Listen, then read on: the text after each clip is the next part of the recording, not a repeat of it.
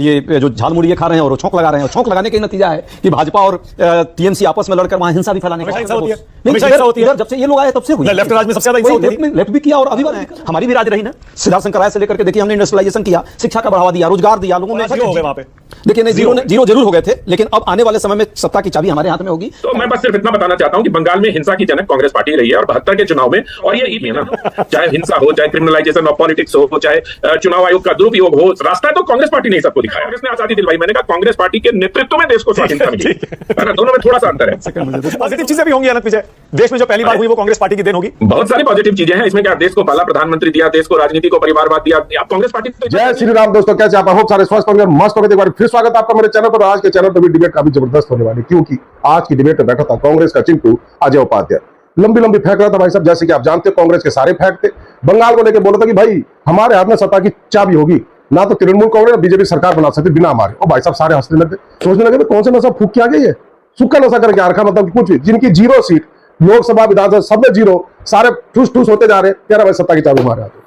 भाई साहब फिर तो क्या था, वहां आनंद विजय बैठे थे, काफी दिन से आनंद विजय के हत्थे सतीश के सिंह चढ़े, तो सुनो सोचा भाई अजय उपाध्याय को लपेट लूं। पूरी कांग्रेस की शुरू से लेकर आज तक की पूरी हिस्ट्री बता दी, कांग्रेस क्या करती थी, क्या नहीं किया, क्या कांग्रेस की देन है, क्या देन नहीं है, मतलब पूरा ही समझा दिया उन्होंने। भाई साहब अजय उपाध्याय का मुंह इतना सा हो गया, क्या करे, क्या बोले और क्या ना बोले, मतलब पूरी तरीके से झाड़ दिया, समझा दिया कांग्रेस ने। मतलब इस परिवारवाद, जातिवाद और तुम्हारा ये जिन्होंने दंगे फसाद, ये सब कांग्रेस की देन है भाई साहब, और किसी की नहीं।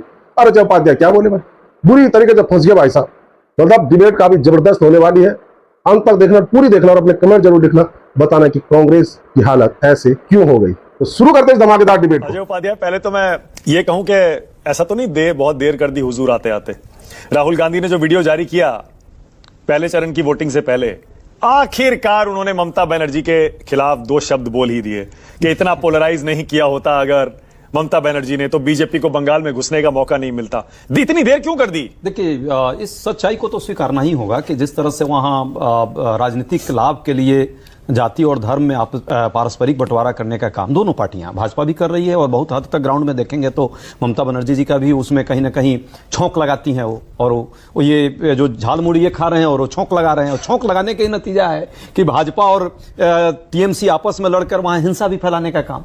क्या बंगाल की संस्कृति कभी राजनीतिक हिंसा का केंद्र कभी सोच सकते थे? विवेकानंद जी का जन्मस्थली, बताइए। हमेशा हिंसा होती है, हमेशा हिंसा होती है। इधर जब से ये लोग आए तब से हुई। लेफ्ट राज में सबसे ज्यादा हिंसा होती थी। लेफ्ट भी किया और अभी वाले भी कर रहे हैं, ये तो लगातार कर रहे हैं। हमारी भी राज रही ना।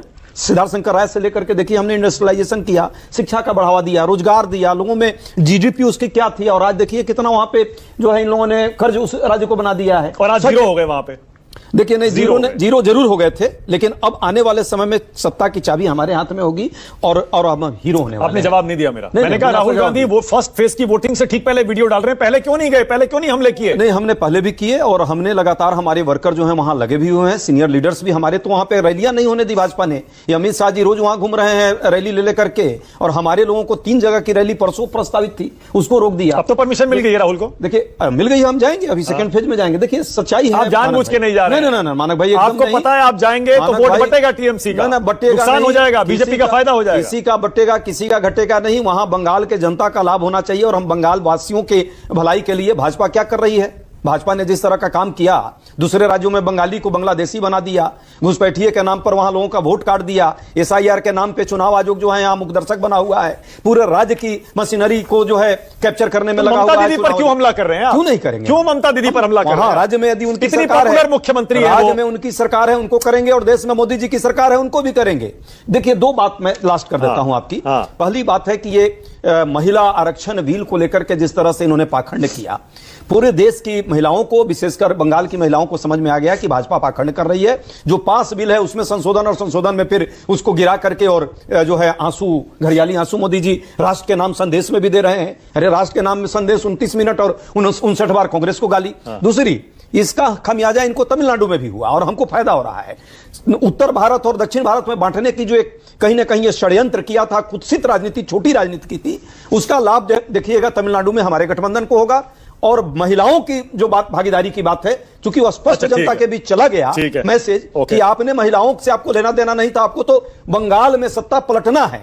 उसके लिए सीएपीएफ लगा दिया है, चुनाव आयोग को अपने कैप्चर कर लिया है। सुप्रीम कोर्ट जरूर कुछ ना कुछ क्वेश्चन लगा रहा है, तो पलट रही है ना, प्रयास कर रहे हैं। नहीं, आप जा रही है नहीं जा रही है? देखिए हम, हमारी चाबी हमारे हाथ में रहेगी।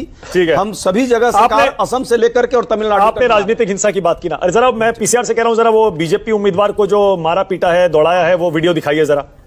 अब जरा मैं आपसे पूछ रहा हूं, जरा आप बताइए प्रोफेसर अजय उपाध्याय, ये देखिए बीजेपी उम्मीदवार के साथ, ये देखिए क्या हुआ है। देखिए दो कुमारगंज सीट है, कुमारगंज चैनल में 2 तस्वीरें, दक्षिण दिनाजपुर में 2 तस्वीरें, मुझे बताइए इसके लिए कौन जिम्मेदार? दो तस्वीरें आपके चैनल में आ रही है। एक ये तस्वीर आई है, ये भी एकदम निश्चित तौर पे इसकी भर्त्सना की जानी चाहिए। राजनीतिक क्षेत्र में कभी भी हिंसा को जगह नहीं है। हाँ। मैं स्पष्ट कर रहा हूं, चाहे वो किसी का भी वो उम्मीदवार हो। एक दूसरा भी आप वायरल हो रहा है चैनल पर, शायद आपने दिखाया भी होगा, किस तरह से सीआरपीएफ फोर्सेस वहां जो है, जो पोलिंग एजेंट बाहर बैठते हैं, उनको मार मार करके भगाया जा रहा है।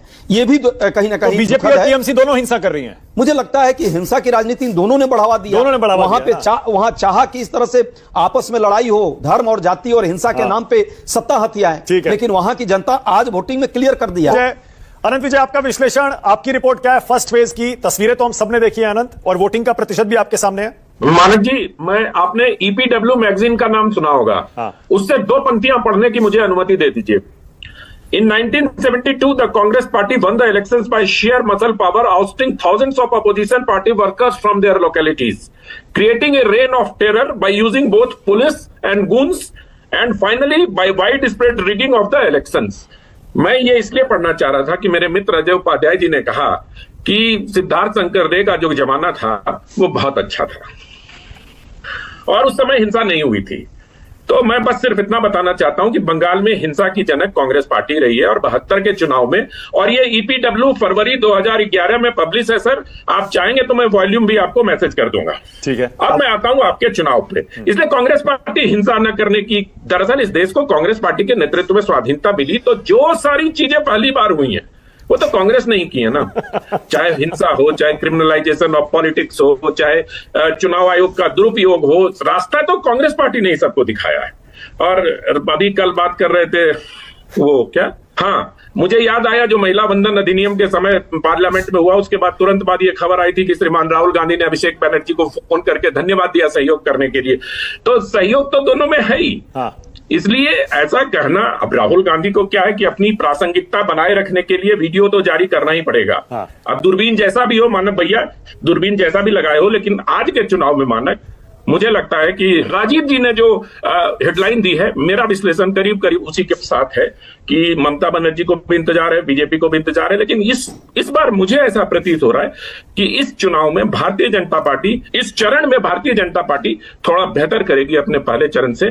देखना होगा अभी, क्योंकि जंगल में देखिए, हम लोग जब भी बात करते हैं मानक जी, तब बात करते हैं सिर्फ मुस्लिम डोमिनेटेड इलाके की, लेकिन हम भूल जाते हैं कि जंगल महाल इलाके में 82 सीटें ऐसी हैं जो SC ST पर केंद्रित हैं, और जब वो 72 सीटें तक उस 84 सीटों में लेफ्ट को मिल चुका है। ममता बनर्जी को भी काफी सीटें मिली हैं उस इलाके में। तो SC ST का वोट किसके पक्ष में जाएगा, ये भी बहुत निर्णायक साबित होने वाला है। ठीक है, ओके। और मेरे पास 5 बजे तक का आंकड़ा आ गया है। तमिलनाडु में करीब 82.24% वोटिंग हुई है, बंगाल में 89.93%। जैसे अभी मानव जायसवाल कह रहे थे, SIR में जाहिर है 8-10% वोट कट गया, अगर उसको भी आप फैक्टर इन कर लीजिए तो ये 90% का जो आंकड़ा आ रहा है 5 बजे तक का, ये हैरान करने वाला नहीं है। हालांकि 6 बजे तक वोटिंग है, अभी 1 घंटे का फिगर आना अभी बाकी है। अनंत विजय, मैं आपसे मानक जी 6 बजे तक जो लाइन में लग जाएंगे उनको वोट दिलवाया जाएगा, चाहे समय जितना भी लगे।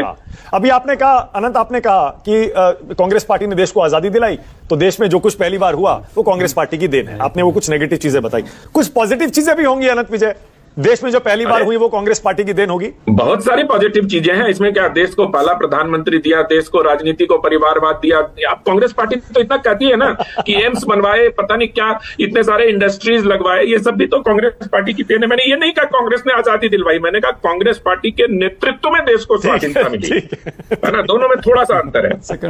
ओके, सोमनाथ भारती, इसके बाद देता हूं। देखा आपने किस तरीके से कांग्रेस ये चिंटू अजय उपाध्याय लंबी लंबी फेंक रहा था, भाई कांग्रेस ने ये कर दिया, कांग्रेस के समय में दंगे नहीं होते थे, बंगाल की हालत क्या खराब कर दी इन्होंने। मतलब कुछ भी बोलना तो है भाई, अब डिबेट में आ रखा है, कुछ तो डिफाइन करना ही पड़ेगा भाई। लेकिन भाई आनंद विजय ने भी खूब भाई साहब इसको अच्छी तरीके से उठा पटा करके दे भार भूर भार सारी कांग्रेस का पोल पट्टा खोल दिया और इसके सारे छिलके उतार दिए जो उठ रहा था। बेचारा इतना सा मुंह लेके बैठा होता। आई होप कि आपको डिबेट पसंद आई। डिबेट पसंद है लाइक कीजिए, शेयर कीजिए, चैनल पर नहीं तो सब्सक्राइब कीजिए। मिलता हूं फिर किसी नई डिबेट के साथ, तब तक जय श्री राम।